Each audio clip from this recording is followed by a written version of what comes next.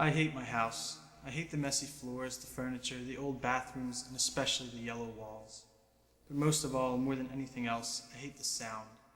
My house has magical properties, kind of like the Bermuda Triangle, but instead of making compasses spin and toilets flush the wrong way, my house makes sound, and it makes it the wrong way.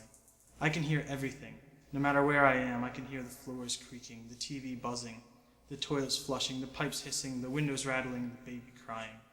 Mom and Dad argue upstairs, mice converse on the floors, and every last word of every sentence performs a victory lap around the house to make sure that no one escapes its wrath.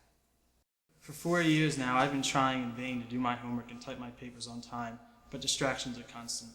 I used to try listening to music with my headphones on while I worked. If I turned the volume up loud enough, the real noise from the house was obscured, replaced instead by the droning melodies of Radiohead and Modest Mouse, which took up considerably less brain space. That worked for a while, but then my iPod broke. Lately, I've taken to starting my homework after 10 o'clock when everyone else is going to bed. That way I can actually have some privacy. The downside, of course, is the lack of sleep, but I don't mind. College is the goal, not sleep. And I need to get good grades this year. Scholarships are my only chance of going to a decent school with my parents' current budget, and I'll be damned if I don't get A's on every one of my papers this year. Tonight I'm writing my classics paper. I lie on the couch with my pen and notebook in hand, musing over the nuances of first-person narratives. The phone rings. I don't move. It rings again.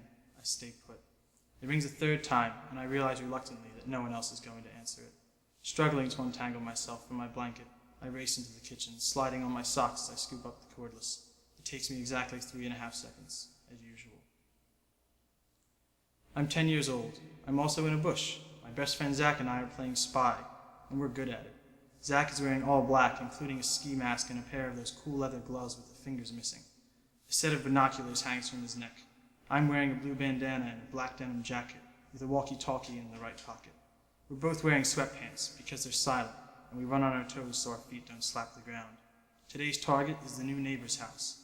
We've been watching them ever since they moved in. That was yesterday. Stealth is of the utmost importance. Hello, I say into the receiver, catching my breath. A few moments pass before the reply comes. The voice is slurred, almost as if the speaker is half asleep, and it is all the harder to hear over the pop music blasting up from my basement. The voice says, "Hi, it's Christy, and is Amanda there?" "Oh, hi, Christy, this is Tom," I say tentatively, recognizing my neighbor's voice and raising my own. "I think Amanda is downstairs. Would you like me to go get her?" I always make sure to articulate when I talk to Christy. "Oh no," she tells me, "and just tell Amanda that she'll be walking over to get her." Walking over? In this weather? Who the hell does she think she is? It must be 20 degrees outside and there's ice everywhere. She'll probably get hit by a car crossing the street. I pause and imagine her delicate frame crumpling against the impact of a pickup truck doing 40 down our narrow street. I picture myself telling Amanda that her mom is dead. Tears will flow, ambulances will arrive, and I will certainly not finish my homework. I tell Christy that I would be happy to drive Amanda home. She asks me if I'm sure I wouldn't mind. I tell her I wouldn't mind. The clock on the wall reads 10:15. Damn it. How do I always get myself into this shit? And why the hell didn't Christy call earlier? God, I hate deaf people. Christy is deaf. Not completely deaf, but just enough that you really have to shout in her ear for her to understand what you're saying. She had to have this special phone made for her with an earpiece like a probe that goes straight into her ear and sends vibrations right through her eardrum.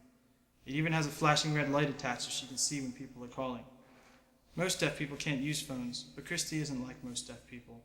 I once heard somewhere that she learned to lip read when she was only 12, and that by 15 she was already teaching herself to form words with her tongue. I still don't understand how you can learn to speak if you can't hear yourself, but she did it. After college, according to my parents, Christy became a teacher at a school for deaf children. I guess that's where she met her husband. The engagement lasted 6 weeks. Most people say they were happy, but that doesn't matter now. Sometime while they were pregnant with their second child, the husband left. Christy was left alone with a full-time job and 2 kids who could hear the entire world better than she would ever be able to do. Now she just lives with her grandparents, 5 houses down from her. She works at Borders during the day. She had to give up teaching, and her parents take care of the kids. It's sad, really. Ever since she gave up teaching, she hasn't had as much practice speaking, and her words have started to run together like ink when it's wetted by tears.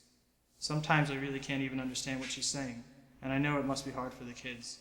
I can see the desperation in their eyes every time they come over and play with my little brother and sister.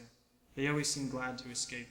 Amanda is my sister's age, and I often come home to find the two of them sitting on the couch trading Barbies and accessories.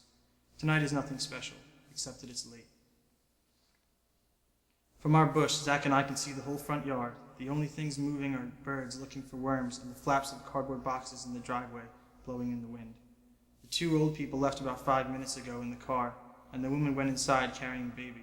It's time for us to get a closer look. There's a tree around back with plenty of good branches for spying. Zach scans the windows one more time with the binoculars, and we make a break for it. My heart is racing, my toes pound the earth. We move like cheetahs chasing antelope with the wind whistling in our ears. I zip up my sweatshirt and slip on my sambas. I have a lot of homework still ahead of me, and I want to get this over with. Pulling open the basement door, I call down to my sister Alyssa. In another minute, she and Amanda appear on the landing, sporting obnoxiously sparkly costume vests and with toy microphones in their hands. I shout down through the barrage of Hannah Montana songs that Amanda's mom is called and it's time for her to go home.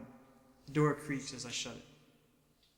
The girl's vest must be very difficult to take off because it takes Amanda a full 10.5 minutes to come upstairs ready to go. I ask her if she has everything she brought with her. She says yes. We go out to my car. The night is cold and crisp and unusually busy for December. Across the street, the tall grass rustles in the wind. Dead leaves swirl across my driveway, scraping as they go. Not far off, I can hear deer sneezing as they prance away from the sound of our footsteps. The car rumbles to life and Amanda gets in the back seat. As we pull out of the driveway, I feel awkwardly silent, compelled to make conversation. But what do you say to a 9-year-old girl? I turn on the radio and immediately wish I hadn't. No sooner do the blaring words of calling you fill our car than we reach Amanda's house. I stop in front of the house and Amanda jumps out. Without so much as stopping to say thank you, she sprints around the front of the car, shielding her eyes from my single illuminated headlight. I climb out thinking I should walk her to the door, but she's already miles ahead of me with her little feet slapping against the walkway. The front door opens a crack, and then all the way as Amanda darts inside, past her mother and into the kitchen. Christy stands in the doorway, her admirable figure silhouetted against the kitchen lights. The contours of her hips suggest blue jeans, tight ones at that. There's a book under one of her bare arms. She's wearing a white tank top, and her hair is done up with one of those little chopstick thingies. She could be 20 years old if I didn't know she had kids. She waves. I take my hand out of my pocket, and I wave back. Hi, Christy, I call. How are you? It takes her a second to reply. Then she says, Hi, Tom, and sloppily asks how I'm doing. It occurs to me that she probably can't read my lips in the dark. I better walk over to the porch so she can see me. I tell her to hang on. I'll come over there. It takes us 9 seconds to reach the tree. Zach gets there first. He's already grabbing his second branch by the time my hand touches the bark. We climb higher and higher until the ground seems miles away. Soon we're level with the second-story window, and we stop. This is a good spot. A good spy could spend all day in this tree and never get caught. Zach takes out his binoculars. Any sign of movement, I ask? Nope, he says. Nothing. She must be in the bathroom or something. He tells me to look through the notes again and see what we've got.